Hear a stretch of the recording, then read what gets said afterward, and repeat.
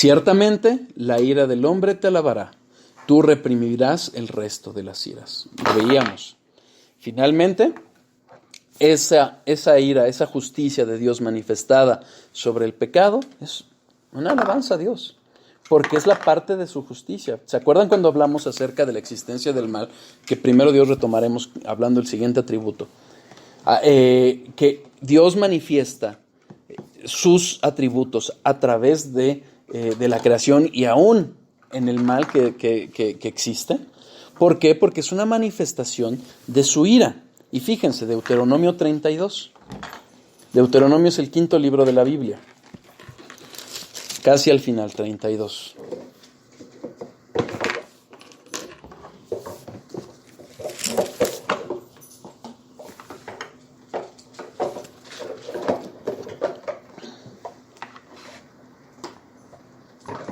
Versículos 3 a 5.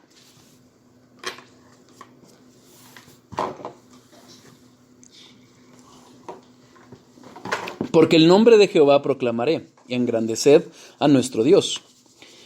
Él es la roca cuya obra es perfecta, porque todos sus caminos son rectitud.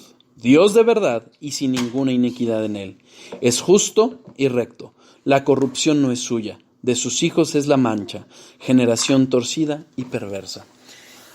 Finalmente Dios es justo, Dios es recto, Dios es santo. Por ende no puede haber comunión entre la luz de Dios y las tinieblas de la maldad, del pecado. ¿Qué va a terminar pasando? Que la justicia de Dios se manifiesta en este castigo eterno. ¿Se acuerdan cuando veíamos el ejemplo que les decía? No es lo mismo, vas manejando un coche, sale corriendo una ardilla, la atropellas, y a que salga corriendo un hombre y lo atropelles. Del primero seguramente no vas a rendir cuentas, del segundo seguramente sí. Así como la acción fue la misma, pero el objeto ofendido fue diferente, estamos hablando de un Dios eterno. Y como Él es eterno, eterno será el castigo que corresponda a nuestro pecado. Ojo, ¿es esto algo que nos debe de llevar al arrepentimiento? Cuidemos de no hacerlo por razones egoístas. Busquemos la gloria de Dios, busquemos el amor de Dios. Sin duda es algo que nos debe de llamar la atención para no pecar, para no continuar con el pecado. Pero que no sea esa la razón de nuestro arrepentimiento, porque sería un arrepentimiento egoísta. En lugar de justamente arrepentirnos por haber ofendido al Dios santísimo y justísimo. ¿Queda claro? Un punto importante al hablar acerca del infierno como una manifestación o consecuencia de la eternidad de Dios. Vamos a Hebreos 9.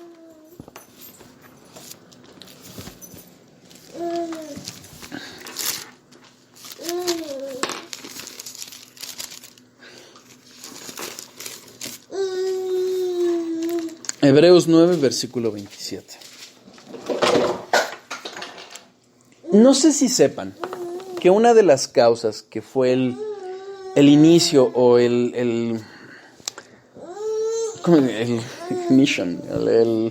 como que la chispa que inició el detonante de la reforma fueron las indulgencias. ¿Saben qué son las indulgencias? Es lo que se perdona a cambio de un intercambio. Ajá. Y te perdono, pero ¿para qué? Para no sufrir purgatorio. ¿Ok? Tú pagas y te libras de. Contaba alguien, lo escuché creo que de Sujel Michelén, que alguien le dijo a uno de estos que pregonaban acerca de las indulgencias: Oye, si yo te puedo pagar, yo te puedo dar lana para que me perdones pecados. Sí. ¿Aún pecados futuros? Sí. Ah, perfecto. Le dio una lana y luego se lo robó. ¿Qué es lo que sucede? Hay una idea en la Iglesia Católica Romana del purgatorio. El purgatorio no está en la Biblia, ¿ok? Tiene un origen pagano. Incluso yo he escuchado debates acerca del purgatorio y la mayor relación que hay, o la referencia que hay, es en los libros apócrifos, y ni siquiera es una referencia clara. Es una interpretación. Pero veamos lo que sí revela la palabra revelada de Dios, la palabra inspirada de Dios. Hebreos 9, versículo 27. Y de la manera que está establecido para los hombres, que mueran una sola vez, y después de esto, el juicio. No hay tiempo para pagar penas, no son obras. No hay perdón después de la muerte. En el pasaje de Lázaro y el rico, vemos que hay una división. Y que los que están en un lado no pueden pasar al otro lado, y los que están del otro lado no pueden pasar. No hay forma. Es un destino eterno. Y es el juicio. Y seamos muy claros, si somos salvos, solo puede ser por la obra de Cristo, no por nuestras obras. ¿Queda claro? De ahí el importante llamado que hace Dios a través de Moisés. Deuteronomio 30.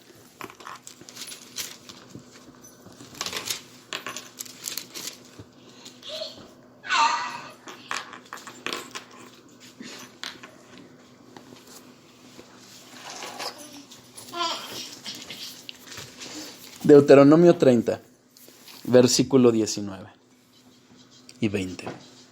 Cuando estén listos me dicen.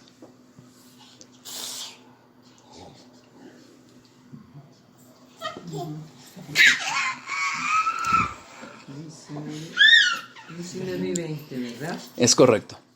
A los cielos y a la tierra llamo por testigos hoy contra vosotros, que os he puesto delante la vida y la muerte, la bendición y la maldición. Escoge pues la vida, para que vivas tú y tu descendencia, amando a Jehová tu Dios, atendiendo a su voz y siguiéndole a Él, porque Él es vida para ti y prolongación de tus días. Si algo nos debe de hacer llamar la atención, es la eternidad de nuestras almas. Moisés estaba llamando al pueblo a creer y obedecer, y aplica a nosotros. Creer y obedecer. Jesús hizo este mismo llamado, yo se los leo. Juan 6:25. ¿En qué punto estamos del ministerio de Jesucristo? Acaba de darles de comer a miles, y miles lo seguían. ¿Por qué? Porque buscaban el alimento propio. ¿Ok? Jesucristo se fue a orar y después alcanzó a sus discípulos. Y la gente que había sido alimentada lo siguió. Y fíjense. Y hallándole al otro lado del mar le dijeron, Rabí, que quiere decir maestro, ¿cuándo llegaste acá? Respondió Jesús y les dijo, de cierto os digo, que me buscáis no porque habéis visto las señales, sino porque comisteis pan y os saciasteis. ¿A qué señales se refiere? A las señales de la mesiandad de Cristo, de que Él es Dios mismo en la tierra. Entonces le dijeron, ¿qué debemos? Fíjense el corazón del hombre. ¿Qué debemos hacer para poner en práctica las obras de Dios? Respondiendo Jesús les dijo, esta es la obra de Dios, que creáis en el que Él ha enviado. Ese es el mandato que tenemos, creer. Creamos en Cristo y no tomemos a poco ni el pecado ni el castigo eterno. ¿Ok? Ya vimos la primera consecuencia de la eternidad, que tenemos de tener una perspectiva eterna en nuestras vidas, en todo lo que hagamos, el infierno. Pero también hay una consecuencia de la eternidad de Dios, que es la paz. Juan 14:27.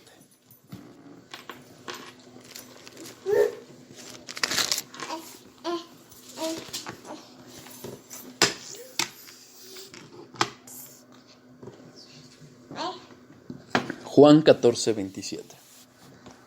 Jesucristo está en un punto en que está a punto de irse a la cruz. Es el último mensaje antes de su sacrificio a sus discípulos, y les está dando como que los últimos mensajes para que tengan calma, que supieran que todo esto que iba a acontecer en su vida, en la vida de Cristo, no era nada ajeno a Dios, era algo que Dios había decretado desde la fundación del mundo. Incluso Judas ya se había ido para buscar a los que lo iban, ante quien los iba a entregar. Y este es parte del mensaje que les da. La paz os dejo, mi paz os doy. Yo no os la doy como el mundo la da. No se turbe vuestro corazón, ni tenga miedo. Esta palabra, estamos en griego, pero la palabra o la idea que está detrás viene del hebreo shalom. Y es una paz que no puede conocer el mundo. Hace poco alguien me enviaba un video en donde algunos religiosos de diversas religiones estaban orando juntos y estaban, según ellos, adorando al mismo Dios juntos. Y yo le dije, perdón, pero eso no es lo que vino a traer Cristo. Cristo no vino a traer esa paz terrenal.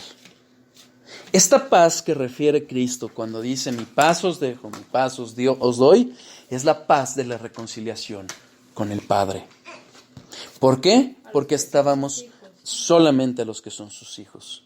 Porque estábamos enemistados con Él a través del pecado y solo a través de Cristo es que podemos hallar esa paz con Él. Asegura la calma en los tiempos de dificultad. Silencia el temor y nos debe de llevar al gozo y la armonía. No es estar cantando y diciendo, me están persiguiendo, no. Pero nosotros podemos ver incluso en los testimonios de aquellos que eran ejecutados en el circo romano, que eran cristianos y que se sentaban en medio de la arena a cantarle a Dios, a cantar himnos y salmos mientras eran muertos por leones. El mundo nos va a aborrecer, el mundo ya nos aborrece. Si han prestado atención a los mensajes que les he enviado, es más cercano de lo que creemos. Pero es la paz que proviene de Dios. Y esa paz va de la mano con el cumplimiento pleno, eterno, de todas sus promesas cuando Cristo regrese. ¿Recuerdan la cita que les decía Tozer respecto a las profecías? Tozer escribió, Dios allá arriba, es decir, arriba del tiempo en la eternidad, toma el final desde el principio y mira hacia abajo. Con esa perspectiva eterna es con la que lo debemos de ver. Con la perspectiva de saber que todo lo que ha de pasar ya está escrito. Y la buena noticia es que Dios gana. Y los que estamos con Él disfrutaremos de esa paz eterna que no tiene fin. Aquí la completa, aquí les completo lo que ya decía Tozer allí. Y allí es donde deberíamos de estar. No aquí contemplando hacia arriba en las nubes, sino arriba mirando hacia abajo. Es decir, no viendo lo que está pasando alrededor de nuestro mundo. Nosotros estamos viendo que el mal aumenta, que la persecución aumenta. Pero debemos de verlo con esa perspectiva.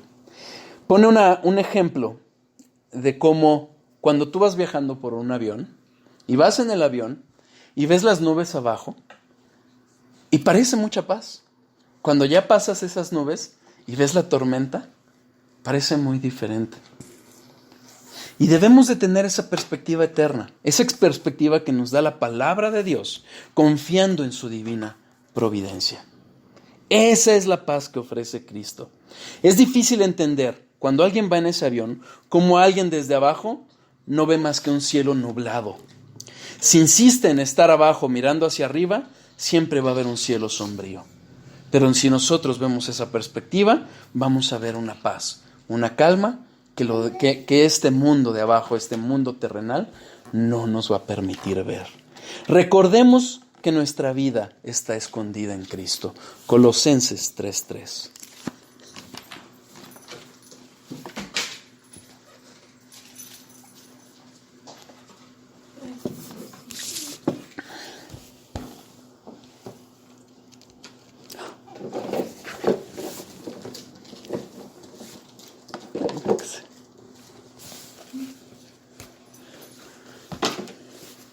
Colosenses 3:3. Porque habéis muerto y vuestra vida está escondida con Cristo en Dios. Es decir, no nos ocupemos de lo que estamos viviendo. Sepamos que estamos seguros. Sepamos que Dios